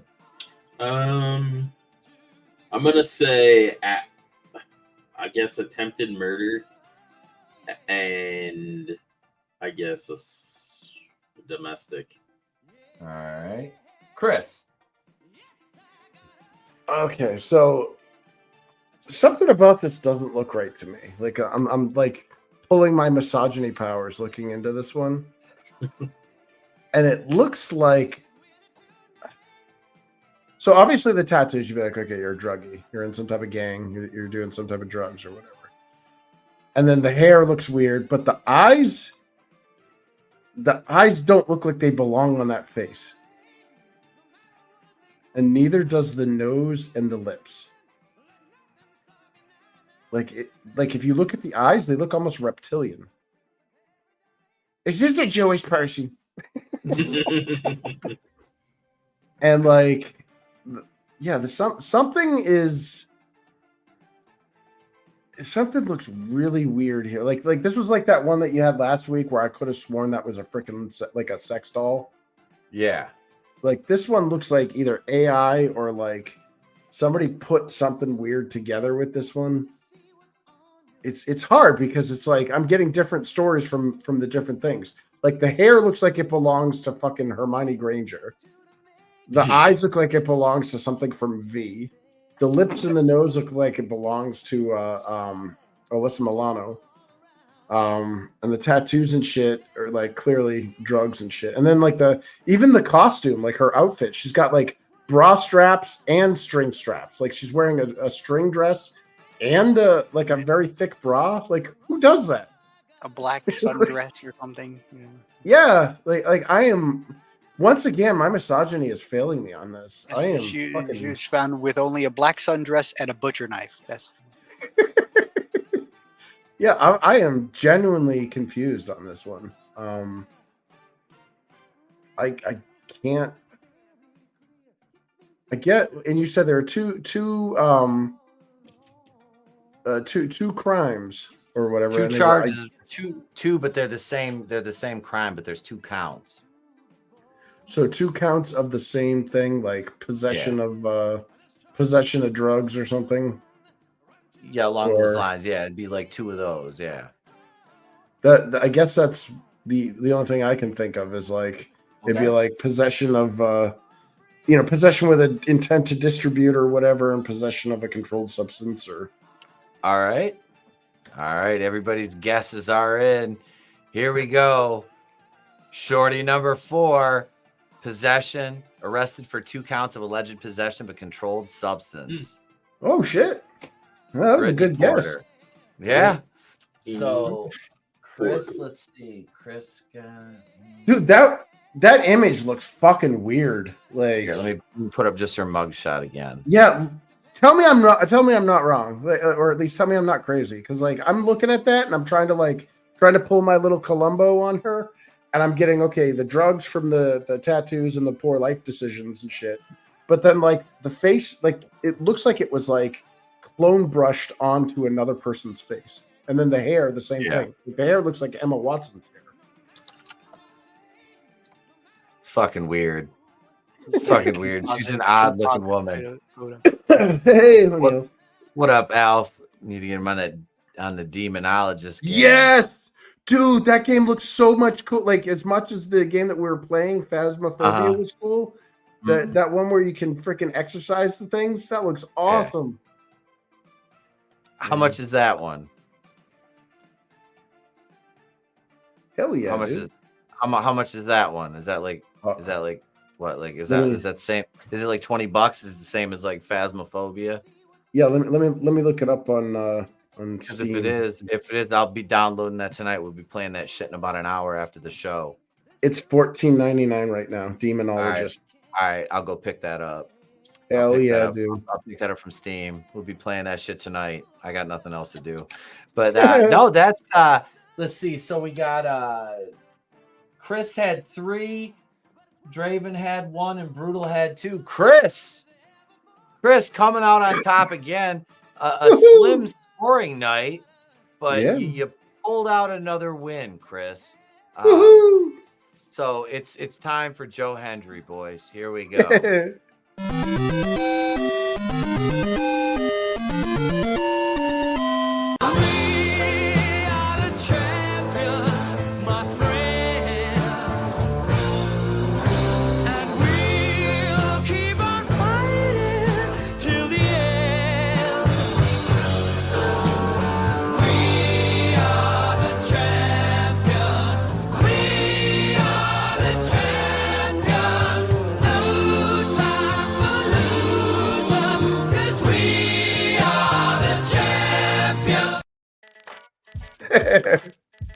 Thank you, everybody. We had 107 at the peak watching tonight. Thank you, everybody. Let me go on over here to Twitter before we go home, and let's see if there's anything popping off on Raw that's worth mentioning before we take it home here. Let's see. Oh, Xavier Woods unmasked Rey Mysterio during the match. And then let's see, did he pin him? Yep, scored a roll up. I don't know if he was supposed to take the mask off. That was kind of funny because yeah, he did. He meant to take it off. Rey covers his face. Like, I'm sorry, Rey, but this generation of fans has access to Peacock and they can see you with that fucking Cisco ass haircut, that little Caesar fade in '99 as part of the Filthy Animals going into 2000, bro. Jey Uso walks in with a bunch of kids to. He colored the international title. Yeah, here on the world. And here, let me share. This is Oos. It's me, Oos. The title looks better with the color. No, Yeet. The Oos is loose. Is that what we're saying? The Oos is loose. God damn it. God damn it. Just yeet. No yeet. Yeet. No yeet. I still think what's his name? Braun Strowman. Was it Braun Strowman? No. Braun Breaker. He won the title from Braun Breaker. Yeah, I think Braun Breaker should still have it. But well, the only reason they did that, and it's fucked that they put Uso and Sami Zayn over on that guy. He's gonna end up with one of the bigger belts here. But I still don't like putting Jey Uso over on him. Clean. Again. Braun Breaker's gonna have one of the bigger belts. Oh yeah. That dude is primed for a run with one of the big belts. AEW is still confident Daniel Garcia will resign, and they have put together creative for him in the event that he does. All 160 pounds of him. Adam Cole, word backstage within AEW is they're hopeful and expect Adam Cole to be back sooner than later, and that wheels have already been put in motion for him to prepare for that on screen. And last but not least, Wrestle Purist reports Decision makers at AEW are strongly considering finding a new development partner for AEW video games moving forward, according to multiple sources. This comes after numerous issues surrounding the game's development. One source said AEW knows things didn't go the way they expected. The game was over budget and it under-delivered when it came out. It has AEW strongly considering moving to a new developer for their games. Yeah, I would say that would probably be a good idea moving forward. The developer, in my opinion, wasn't the problem. No, it was the direction. It was direction that Kenny Omega and them were fucking taking with the game. Yeah. Yeah, there's a lot of issues with that fucking game. I still haven't played it. Trey plays the shit out of it. He fucking loves it. Damn. I haven't played it in forever. But now he wants they overpaid for it. He wants one of the 2K. He wants 2K24, but they don't have. What was that? Yeah, dude, like that 2K whatever game is a graphical powerhouse. 2K24. I left that. Yeah, you see that clip I had of Bill Goldberg doing the victory dance after he does the kick to Bret Hart. Yeah, like those looked amazing. Like the graphics, like I was like, haha, that's funny, but I was like, holy shit. How did they get the characters to look that good?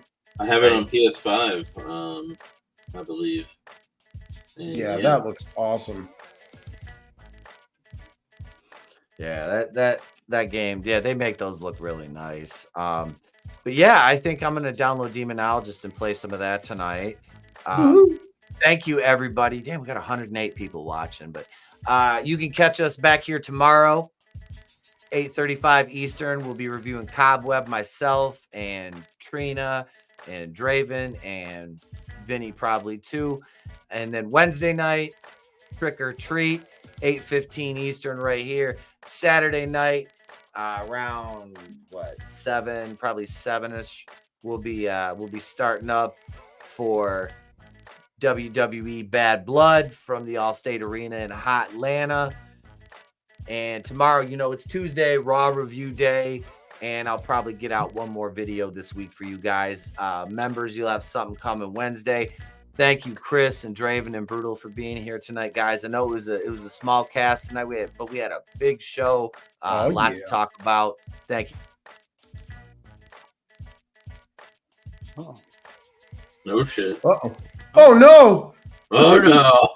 Oh, no. Steve Bachman got him. He's like, fuck. Oh, God. We almost got through this without a hitch. Hey, yo. Oh, son of a bitch. He's the only one that can shut this town, too, by the way. So hey, yo. Like we got a party going on until Mr. Etep's internet decides to stop fucking with him.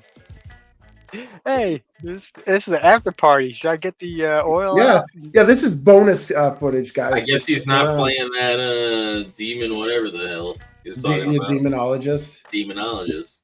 Dude, yeah. Horny Alf's got some demos of that on his channel. Freaking sweet, dude. Like, yeah, like. So we originally were playing a game called Phasmophobia.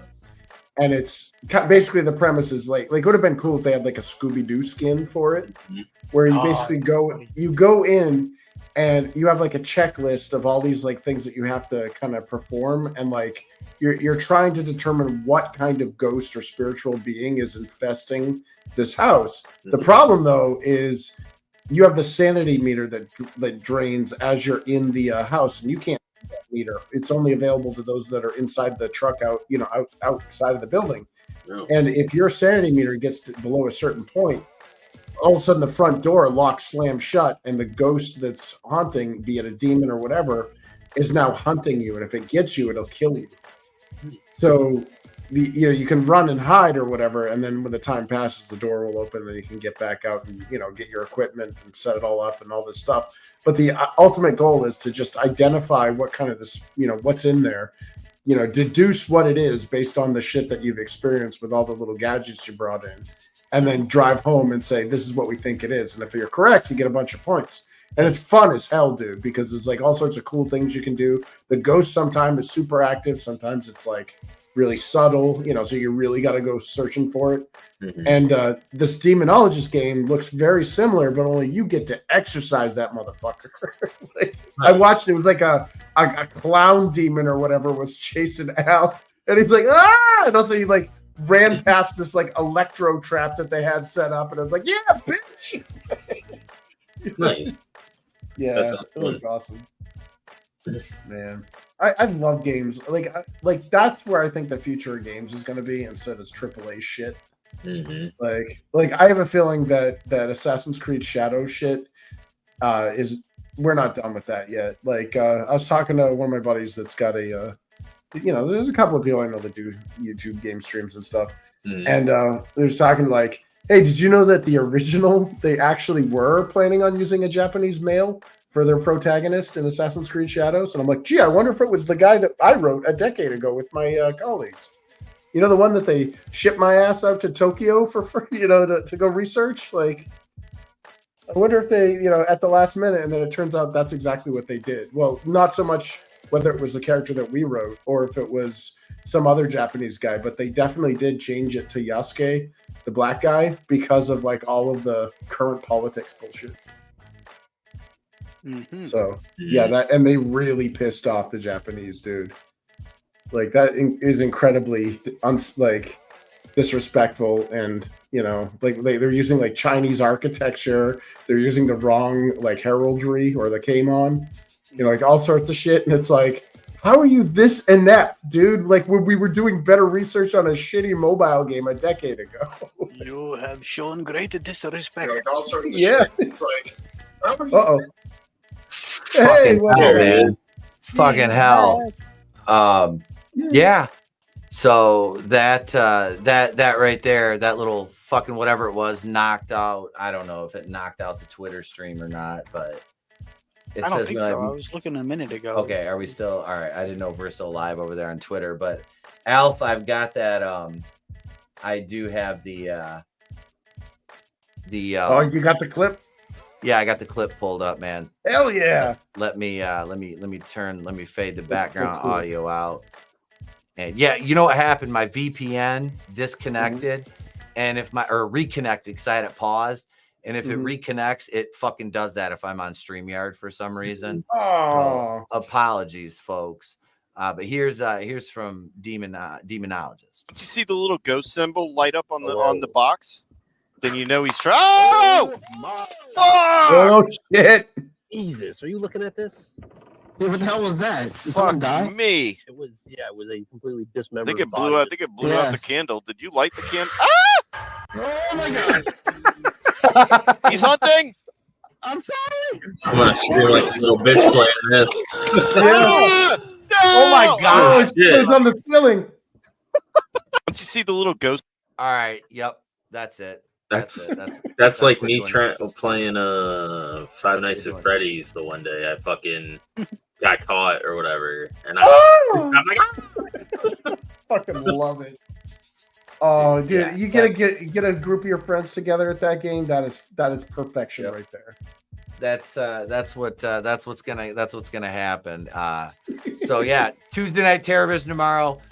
Trick or Treat Wednesday, pay-per-view Saturday, couple videos this week, gang. Tune in tomorrow. We'll be reviewing Cobweb. Thank you, everybody, for tuning in. We appreciate you guys so much. I'm Etep. These are the Horsemen. This has been Nitro, episode number 26. Remember, it's always better to burn out than fade away.